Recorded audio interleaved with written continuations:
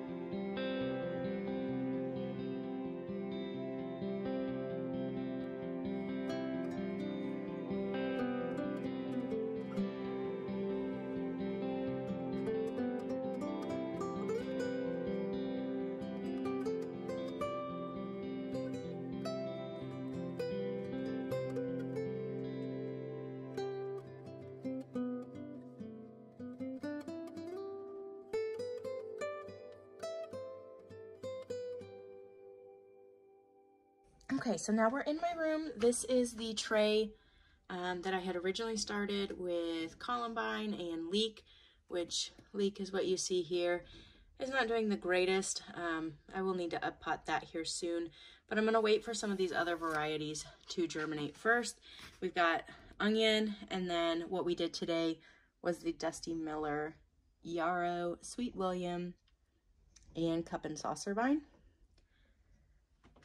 And then I had forgotten to mention, but my bunching onions, which they're no longer labeled very well, I will go ahead and get one of my new tags in there with it. But they have also germinated and they're doing really well. One thing I've been doing is just coming in here and kind of playing with them. Number one, it helps some of these to start to fall off, the little seed heads. And then also it strengthens your seedlings. Once everything has germinated, I will open up these two windows here when it's nice outside to let them get some natural breeze. And I'll also have my fan on in this room just to kind of get some air movement in here. Anytime you have air movement with your seedlings, it just kind of strengthens them and gets them a little bit stronger for when we need to plant them outside. Under here is all of my peppers. I'm not going to lift this up because I've already checked on them today. They're not germinated yet, but we are very, very close. I can kind of see the difference in the seed itself. And a couple of them are starting to poke out a little bit of a root. So we're very close. And then down here, I've got, again, on a heat mat down here, which I don't know if you can really see that, but here's the heat mat. And just, again, trying to keep it frugal, some of my recycled trays here, just to kind of hold these peat pots that I was given. And also I could collect water in there if I needed. Now these peat pots, they are biodegradable, so they will start to degrade at some point, and all of these tomatoes will be potted up before then anyways. But to go ahead and get them started, I just put a bunch of seeds for each variety in a cup. And once they've germinated, I'll kind of pick through the stronger ones and keep those and toss the rest. I will keep several of these tomatoes for myself, and then I also plan to give some to some family members to plant, some friends, and then also I will probably sell some. So thank you so much for watching. I hope you enjoyed that quick little video on seed starting. I'm getting super anxious for the gardening season. I just picked up my seed potatoes the other day, and we are very close. We're still a few weeks away from being able to actually plant anything outdoors, but spring is here, and every day we're just a little bit closer to garden season. So I would love to know what questions you have or what you're starting for your garden for this year. Drop me a comment down in the comment section below, and I will catch you in the next video. Thank you so much for watching. Take care.